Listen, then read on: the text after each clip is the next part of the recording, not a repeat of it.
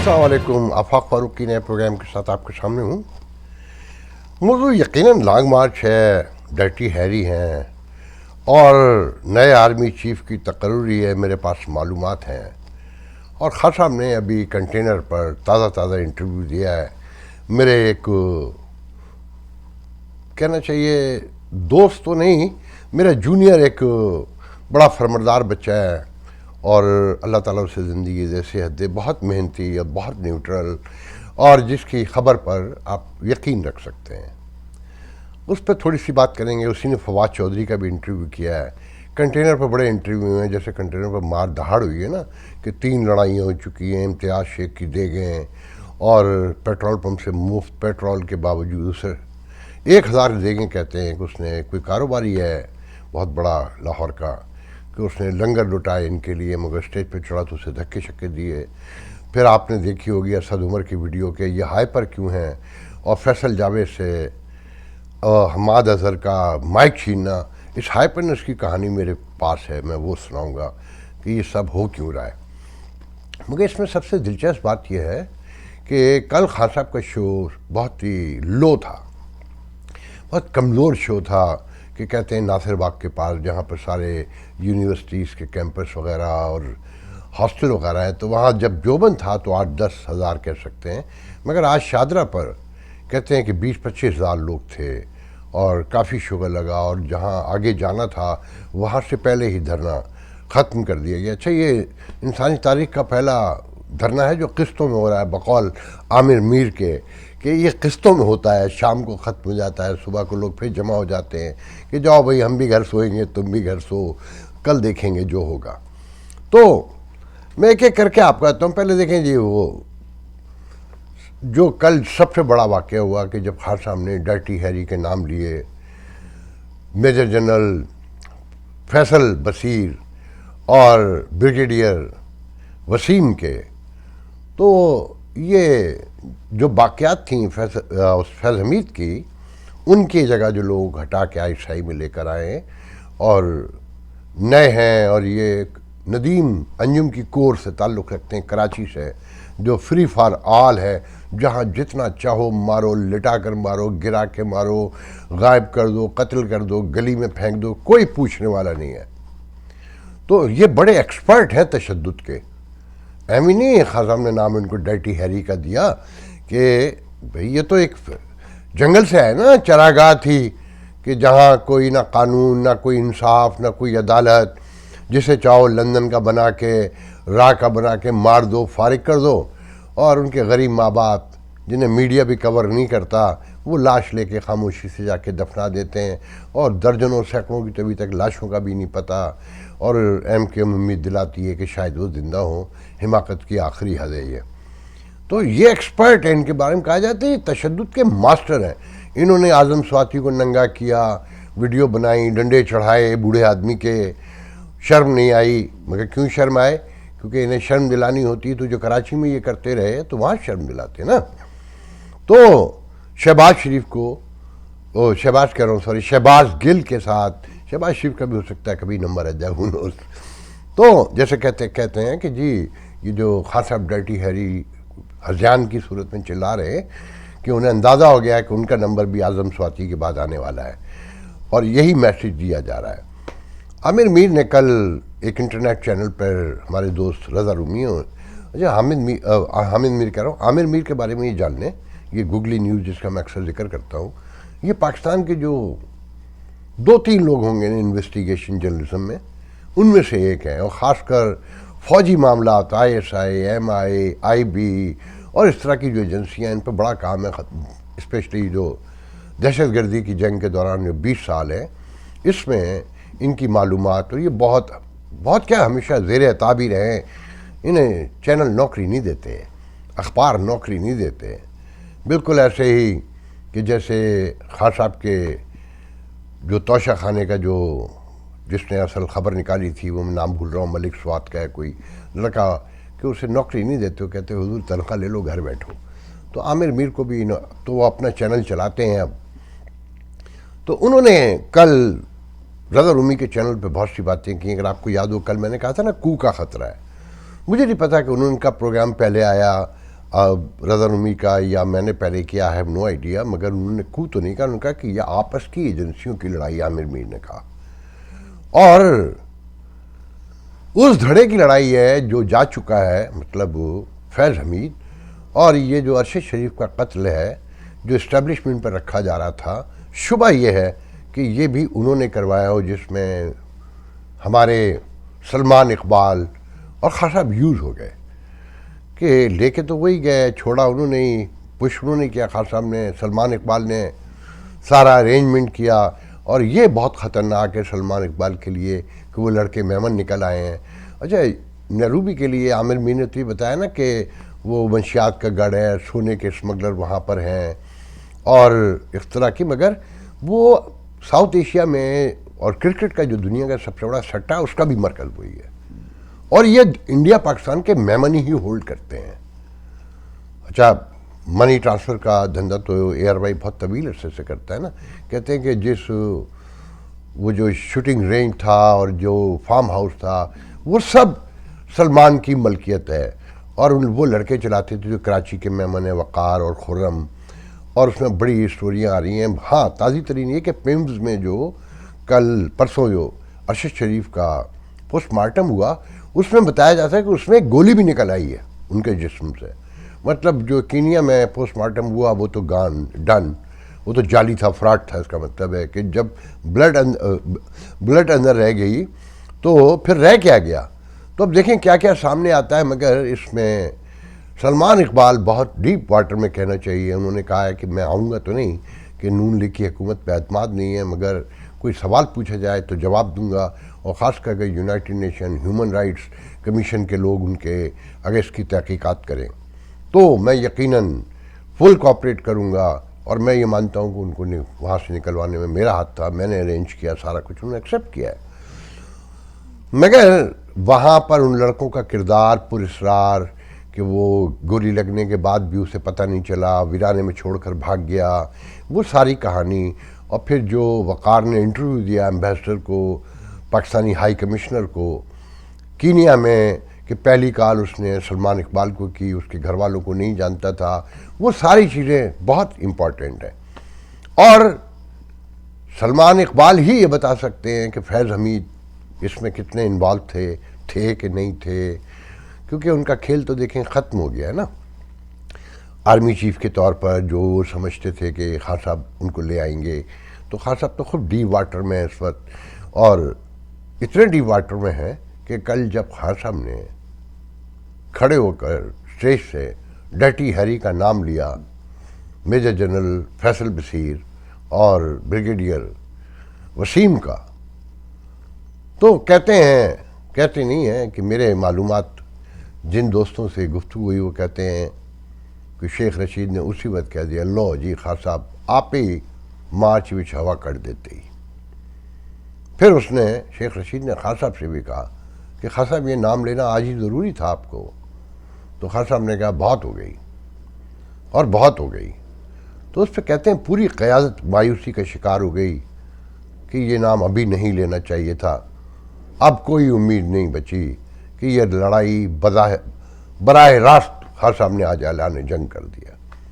اچھا، فواد چودھری نے انٹرویو دیتے ہوئے کنٹینر پہ یہ کہا ہے کہ اب بھی حالات درست ہو سکتے ہیں اگر عدلیہ اور اسٹیبلشمنٹ مداخلت کرے، جبکہ خان صاحب وہی انٹرویو دیتے ہوئے کہتے ہیں کہ بہت ہو گئی، جب یاد سواتی کو ماریں گے، شہباز گل کو ماریں گے تو میں اور نام بھی جو میرے پاس ہے میں وہ بھی لوں گا. تو ایک عجیب سی صورتحال پیدا ہو گئی ہے. لوگ تو اب یہ بھی پیشن گوئی کرتے ہیں کہ جیسے ابھی شو بڑا ہو گیا، 25,000 اگر یہ 1.5 لاکھ سے زیادہ لے کر انٹر ہوتے ہیں خان صاحب تو مذاکرات کی بھی امید ہے، اور کوئی بڑا واقعہ ہو جاتا ہے تو انٹرنیشنل انٹروین بھی کہنا چاہیے اب وہاں پر ممکن ہو سکتی ہے کہ بیرونی طاقتیں مداخلت پر اتر آئیں کہ جو معاملات جس طرح خراب ہیں. تو دیکھیں یہ جو بار بار ہمارے جرنلسٹ یہ کہہ رہے ہیں کہ جی وہ غیر سیاسی ہو گئے ہیں اور انہوں نے طے کر لیا ہے کہ وہ کسی طور پر بھی سیاست نہیں کریں گے، یہ سب غلط ہے. یہ صرف عمران خان دشمنی میں ہمارے صحافی دوست یہ حرکت کر رہے ہیں وہ کیسے غیر سیاسی ہیں. یہ کل حامد میر نے کہہ دیا کہ وہ پیور صرف جرنلزم کرتے ہیں, وہ کسی کے ساتھ نہیں کھڑا ہوتا. نے کہہ دیا کہ اگر یہ غیر سیاسی ہو گئے ہیں تو منظور پشتین کے خلاف کیسے مقدمہ غداری کا بن گیا؟ اس نے تو کوئی نعرہ نہیں لگایا تھا, اس نے تو نام بھی نہیں لیا تھا. نعرہ لگانے والے لوگ تو اور تھے آسما جہانگیر کانفرنس میں. اچھا پھر یہ غیر سیاسی ہو گئے ہیں تو اعظم تارڑ سے کیوں استعفیٰ لیا کہ اس کی موجودگی میں بھی نعرے لگے تھے؟ بلاول سے کیوں معافی منگوائی؟ اس کی موجودگی میں بھی نعرے لگے تھے. اس نے تو یہ بھی کہہ دیا تھا کہ حضور وہاں جا کے نعرے لگائیے جنہوں نے پکڑا ہے, جو چھوڑ سکتے ہیں. تو غیر جانبدار خان صاحب جو چاہیں کہہ لیں. تو ایک پریس کانفرنس کی نا جس کا تماشا لگا ہوا ہے پوری دنیا میں, آج بھی ایک بڑی اکثریت سمجھتی ہے کہ نہیں آنا چاہیے تھا. D G I S P R بہت تھا, یا آئی ایس آئی اپنا کوئی اسپوکس پرسن بنا لیتی اور وہ سامنے آ جاتا اور وہ بیان دے دیتا. ندیم انجم کو نہیں آنا چاہیے تھا, کسی بھی حال میں نہیں آنا چاہیے تھا. اس سے ریاست کی بہت بڑی کمزوری بھی سامنے آئی, اور میرے نزدیک صلح کا تمام مذاکرات کا تمام راستہ بھی خان صاحب سے بند ہو گیا. کہ اس کے بعد تو دیکھیں کھلی جنگ ہو رہی ہے نا, کہ جو الزامات آئی ایس آئی نے لگائے ہیں, D G I S P R نے لگائے ہیں, پھر جو خان صاحب جوابی کارروائی کر رہے ہیں, اس کے بعد فواد کا یہ کہنا ہے کہ جی عدلیہ مداخلت کرے, اسٹیبلشمنٹ چاہے تو ابھی بھی معاملات درست ہو سکتے ہیں. انتخابات تو دیکھیں کہا جا رہا ہے کہ جی مئی جون میں ہر صورت میں طے ہو گیا ہے. اب میں آپ کو پہلے وہ خبر بھی دے دوں, 5 نومبر کو اسمبلی موو کرے گی نئے آرمی چیف کی تقرری کی, اور میری معلومات کے مطابق جنرل عاصم منیر کا نام فائنل ہو گیا ہے کہ جنرل عاصم منیر نئے آرمی چیف ہوں گے, جو 9 ماہ کے بعد آئی ایس آئی کے عہدے سے ہٹا دیے گئے تھے خان صاحب کی فرمائش پر. کہ انہوں نے خان صاحب کو جا کے بتا دیا گیا تھا کہ آپ کے بیگم نے ریاض ملک سے لاکٹ وصول کیے ہیں, اور آپ کے رتبے کو, آپ کے مرتبے کو, آپ کے اسٹیٹس کو یہ سوٹ نہیں کرتا. تو خان صاحب نے دوسرے دن باجوہ سے شکایت کر کے انہیں وہاں سے ہٹوا دیا تھا, پھر فیض حمید کو لے کر آئے تھے. اور خان صاحب اسی خوف سے یہ ڈرٹی ہیری لانگ مارچ کہ ان کی مرضی کے خلاف آرمی چیف نہ آ جائے. تو یہ جو 5 نومبر ہے, اس کہا جاتا ہے کہ جی 4 نومبر تک یہ سارا معاملہ خان صاحب کا لانگ مارچ یہ سب فنش ڈن ہو جائے گا, اور یہ سب کچھ ختم ہونے کے بعد وہ نام کا اعلان ہوگا. اور اس میں کہتے ہیں شہزادہ سلمان بھی آئیں گے, جن کی ایڈوائس کے اوپر محترم جناب عاصم منیر کو فائنل کیا گیا ہے. اس پر میں کل آپ کو ڈیٹیل بتا چکا ہوں. واللہ عالم بالصواب, مگر میرا سورس بہت مضبوط ہے, بہت پکا ہے, اور اس نے ضد کر کے کہا ہے کہ آپ یہ نام جب چاہیں لے سکتے ہیں, یہ فائنل ہو چکا ہے اور یہی رہے گا. تو دیکھیں ہم بات کر رہے تھے کہ یہ فوج غیر سیاسی ہو گئی ہے. اگر یہ غیر سیاسی ہو گئی ہوتی اور اندر کو کا خطرہ نہ ہوتا, اندر کی لڑائی بڑی نہ ہوتی, جیسا کہ عامر میر نے بھی کل کہا, اور نجم سیٹھی نے بھی, سنا تو نہیں میں نے پڑھا ہے کہیں, کہ انہوں نے بھی کہا کہ جناب یہ جنرل جو ہے نا 15-20 سال تک غیر سیاسی رہیں گے, اور یہ چھوٹا سا گروپ ہے. یہ جو باقیات ہے فیض حمید کی, انہیں بھی میسیج دے دیا گیا ہے کہ اب ٹالرنس کا لیول ختم ہو گیا ہے, 0 ٹالرنس ہوگی. تو میرا نہیں خیال ہے کہ حاضر کافی لوگ ہیں, بڑے عہدوں پر ہیں, میٹر کرتے ہیں, اور ان کے ساتھ لوگ ہیں بڑے پیمانے پہ, جیسے خان صاحب کے ساتھ لوگ ہیں. خان صاحب تو دیکھیں کوشش یہ کر رہے ہیں نا کہ انتخابات ہو جائیں, کہ ابھی ہائپ میں ان کی برائیاں چھپ گئی ہیں, ان کی حکومت کے جو سیاہ کارنامے ہیں وہ کسی کو نظر ہی نہیں آ رہے ہیں. تو اس لڑائی کی موجودگی میں جو اگلے 15 دن ہیں وہ بہت میٹر کرتے ہیں. 5 کو اسمبلی موو ہوگی, اور 5 تک دھرنا کیا رنگ اختیار کرے گا اس کے بارے میں کوئی کچھ نہیں جانتا. ابھی تو اسپیکولیشن ہیں. اچھا پرویز الہی پراپر وے میں سپورٹ نہیں کر رہے خان صاحب کو.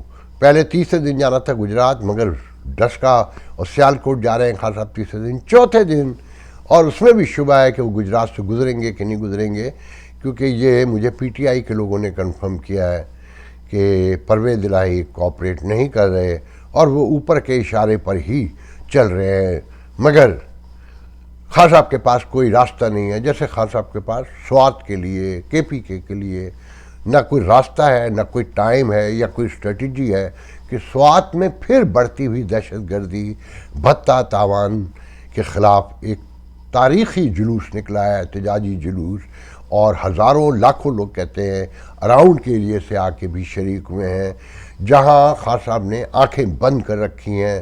ان کا وزیر اعلیٰ اس علاقے سے نہیں جاتا، مراد سعید وہاں سے ہے مگر وہ کنٹینر پہ چڑھا ہوا ہے، اور ان کی حکومت کو کوئی لینا دینا نہیں ہے۔ وہ کسی نے کل خوب پرسوں کہا کہ خان صاحب کی حکومت میں بینک جو کے پی کے ہے وہ بینک کرپٹ ہو گیا، اور زرداری کی بدعنوان اور بے ایمان حکومت میں خزانے میں اضافہ ہوا سندھ میں۔ تو جو ایماندار حکومت تھی وہ بینک کرپسی کے پاس ہے، اور ہر اینگل سے وہاں معاملات خراب ہوتے جا رہے ہیں۔ ہر علاقے میں جو طالبان ہیں وہ آگے بڑھ رہے ہیں۔ یہ کیا کہانی ہے، خان صاحب کیوں خاموش ہیں، اس بارے میں کوئی بھی نہیں جانتا۔ دیکھیں، خان صاحب جس طرح قانون کو توڑ رہے ہیں، جیسے لا قانونیت کو ہوا دے رہے ہیں، ریاستی اداروں پہ حملہ دے رہے ہیں، اور ریاستی ادارے پریس کانفرنس کر کے ان کی جوابی کارروائی کر رہے ہیں، رد عمل کا استحضار کر رہے ہیں، مگر جس طرح سے انہوں نے ان اداروں نے، اس ریاست نے بلوچیوں کے ساتھ، پشتونوں کے ساتھ، سندھیوں کے ساتھ، اردو بولنے والوں کے ساتھ کیا، وہاں ان طبقات میں مسلسل یہ گفتگو بڑھ رہی ہے کہ وہ کوئی مہاجر ہے، وہ کوئی پشتون ہے، وہ کوئی بلوچی ہے، وہ کوئی سندھی ہے جسے گرائیں گے، ماریں گے، جیل لے جائیں گے۔ یہ ریاست کے لیے اچھا نہیں ہے، اس سوچ کا مسلسل آگے بڑھنا۔ اس کے نتائج اور اس کی قیمت پے کرنا پڑے گی۔ جتنی جلدی اس معاملے کو ختم کر لیں، کیسے کریں میں یہ نہیں کہہ رہا، خدا نہ خواستہ تشدد کر کے کریں۔ اتنے بڑے لیڈر کے ساتھ آپ تشدد نہیں کر سکتے۔ تشدد کریں گے تو اس کے بھی کانسیکوینسز ہوں گے، اس کو بھی پے کرنا پڑے گا، مگر یہ آپ کو سارٹڈ آؤٹ کرنا پڑے گا، یہ دیکھنا پڑے گا، یہ معاملات نپٹانے پڑیں گے۔ خان صاحب کو بھی سمجھنے کی ضرورت ہے، اپنے ووٹ بینک کے ساتھ صبر کے ساتھ بیٹھیں اور توجہ دیں سیلاب زدگان کی طرف، کے پی کے کی طرف، اور وہ 16 ارب جو آپ نے سیلاب کی مد میں لوگوں سے فنڈ لیا دنیا بھر سے، اسے خرچ کریں۔ شبہ تو یہ ہے کہ وہ بھی لانگ مارچ کی مد میں کہیں آپ نے جلا ڈالے، اور وہ لوگ جو پیاسے، بھوک سے، بے چھت، سردی میں پڑے ہیں اب، جن کے یہاں ملیریا پھیل چکا ہے، جہاں ڈینگی پھیل چکا ہے، جہاں گیسٹرو پھیل چکا ہے، اور درجنوں سینکڑوں لوگ مر چکے ہیں اور مسلسل مر رہے ہیں، ان کی طرف توجہ دیجیے۔ صاحب لوگ یہ دیکھ رہے ہیں، یہ جو آپ کے حمایتی ہیں، ان کی آنکھیں ابھی ضرور عقیدت سے بند ہیں، مگر جس دن کھلے گی یہ بہت شرمندہ ہوں گے، اور یہ آپ کو بہت شرمندہ کریں گے۔ ابھی تو ان کی سمجھ میں نہیں آ رہا ہے، مگر یہ وقت نہیں تھا لانگ مارچ کا، یا یہ وقت نہیں ہے ریاست سے لڑنے کا، یا یہ وقت نہیں ہے کہ انڈیا میں اپنے آپ کو ہیرو بنانے کا۔ انڈین آپ کو ووٹ نہیں دیں گے، ووٹ انہی پاکستانیوں نے دینا ہے جو ایک لمحے میں کرکٹ کے نام پر ایک مٹھی کی طرح یکجان ہو جاتے ہیں، جو آپ کے حوالے سے یکجان ہیں۔ یہ درست ہے کہ کہیں نہ کہیں سندھ میں بھی پریزنس ہے، بلوچستان میں بھی ہے، مگر خان صاحب یہ بھی نوٹ کریں کہ کراچی سے، سندھ سے، بلوچستان سے کوئی قابل ذکر آپ کے لیے قافلے نہیں نکلے ہیں، کہیں سے کوئی وجود نہیں نظر آتا ہے۔ یہ ساری باتیں آپ کے نوٹ کرنے کی ہیں، اور ہم آپ سے کہیں نفرت نہیں کرتے، آپ کی نظریاتی مخالفت کرتے ہیں، آپ کی خامیاں بیان کرتے ہیں، اس لیے کرتے ہیں کہ آپ ساتھ ساتھ کریکشن کرتے جائیں، کہ کل ہو سکتا ہے کہ آپ بھی وزیر اعظم ہوں، کیونکہ دعویٰ کیا جا رہا ہے کہ وہ الیکشن میں مداخلت نہیں کریں گے، کیونکہ مشکل ہے، جس انداز سے لڑائی ہو چکی ہے اب وہ سب کچھ کریں گے آپ کے خلاف، کیونکہ آپ رک کر نہیں دے رہے، آپ مان کے نہیں دے رہے۔ اس وقت تو خطرہ یہ ہے کہ اگر یہ لڑائی بڑی ہوتی ہے، اکانومی اور بیٹھ جاتی ہے، تو کیا کیا ہم نے اور انٹرنیشنل کمیونٹی میں جا کر ماننا ہے؟ اور یہ وہ خدشات ہیں خان صاحب جو آپ پر سوالیہ نشان کھڑے کرتے ہیں کہ جب ہمیں سمجھ میں آتا ہے تو آپ کے کیوں نہیں آتا؟ کہ جیسے ارشد شریف کو آپ کو بھگانا نہیں چاہیے تھا، بنی گالہ میں رکھ لینا چاہیے تھا، یا سلمان اقبال وہ کلیم تو کرتے ہیں نا کہ وہ اے آر وائی کے ملازم تھے، جبکہ پوری دنیا کو پتہ ہے کہ انہوں نے نکال دیا تھا. بول یہ کہتا ہے کہ جی انہیں ہم نے ہائر کر لیا تھا، مگر ان کی لاش سب نے اپنے کندھے پہ ڈالی ہوئی ہے. اور سلمان اقبال، ایک بات یاد رکھیں، اگر خان صاحب پہ پڑی تو سلمان اقبال وہ آپ کو بچائیں گے نہیں، اپنی جان چھڑائیں گے. اور خان صاحب بھی یہ یاد رکھیں کہ سلمان اقبال، ان کا بیک گراؤنڈ یہ بتاتا ہے کہ اگر وہ بہت ڈیپ واٹر میں آئے اور انہیں ڈر ہوا کہ پانی ناک سے اونچا ہو گیا ہے تو وہ ہر بار آزما کے صلح کر لیں گے. ان کے کھربوں روپے کے معاملات ہیں، اور ان کے وقار جیسے ملازم، ان کے نام پہ کاروبار کوئی ایک عام بات تھوڑی ہے. کینیڈا سے بھی لوگ گئے ہوئے ہیں، میں نام یوں نہیں لینا چاہتا کہ وہ ذاتیات ہو جاتی ہے، کہ ان کے نام پر پاکستان میں کاروبار. خان گروپ بار میں سپریم کورٹ میں 4 سال کے بعد ان کا امیدوار جیت گیا ہے عابد زبیری. حامد خان کون ہیں، کس کے آدمی ہیں؟ آپ کو پتہ ہے تحریک انصاف کے ہیں. مجھے نہیں پتہ، عابد زبیری کو میں نہیں جانتا، میں نے معلومات کی کوشش بھی صبح کی مگر مجھے کوئی مل نہیں سکا. مگر میرا خیال تو یہ ہے کہ یہ خان صاحب کی فتح ہے. سپریم کورٹ بار میں خان صاحب کے لوگ آ گئے ہیں. اسلام آباد بار میں آلریڈی ان کا پریزیڈنٹ ہے، ان کا گروپ موجود ہے. سپریم کورٹ بار میں آنے کے بعد فواد چودھری کی اس بات میں دم اب نظر آتا ہے کہ شاید عدلیہ مداخلت کرے اور اس کے ساتھ اسٹیبلشمنٹ مداخلت کرے اور شاید کہیں معاملات طے پا جائیں. آج کے لیے اتنا بہت ہے، انشاءاللہ کل گفتگو ہوگی. اللہ حافظ.